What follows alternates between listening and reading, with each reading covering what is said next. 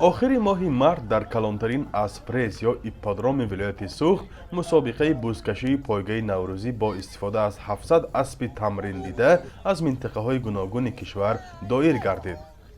برای تماشای این بازی قدیمی بیش از 20,000 هوادار جمع آمد.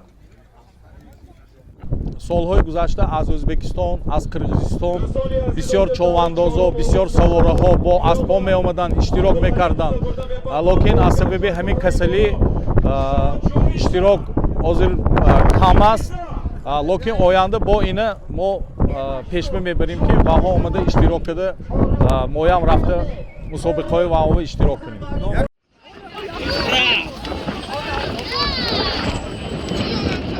برای غالبان در نمود مسابقه پایگاه و بزکشی مقامات سوخت نقلیات ساخت شوروی و از 2107 و 3000 سامانی جایزه گذاشته بود.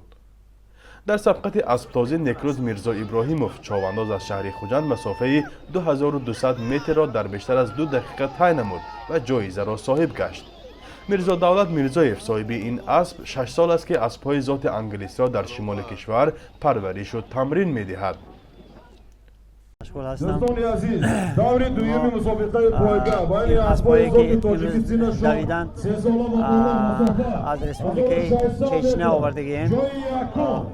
اینها ذات انگلیسی تازه اسب یکم جای یکم گرفت با نام نتوخای.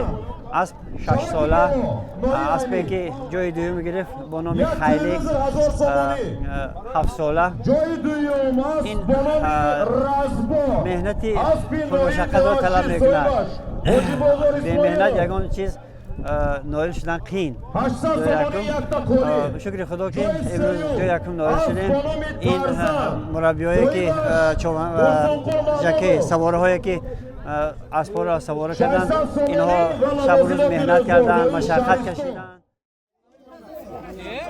شاه جایزه دوری بزکشی اسب با نام بوران نصیب فرقت اکراموف ساکن شهر اسفره گردید که تحت سواری عبدالرحمن پهلوان بار سیوم در مسابقه بزکشی ولایت سوخت صاحب جایزه اساسی شد. به غالب این دور جام با رمز نوروز 2021 ماشین وز 2107 و 8500 سامانی سپاریده شد. و گفته تشکیل کنندگان در این مسابقه اینچنین یکچند اسب منسوب به شیر محمد شاهیان رئیس دادگاه عالی برای اشتراک آورده بودند، ولی چواندازان آن به رسانیدن بز به میدان و به گرفتن جایزه موفق نشدند.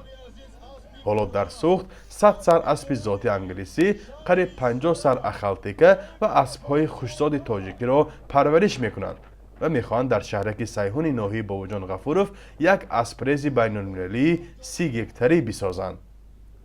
فرزان محمدی، رادیو آزادی، ناحیه باباجان غفوروف.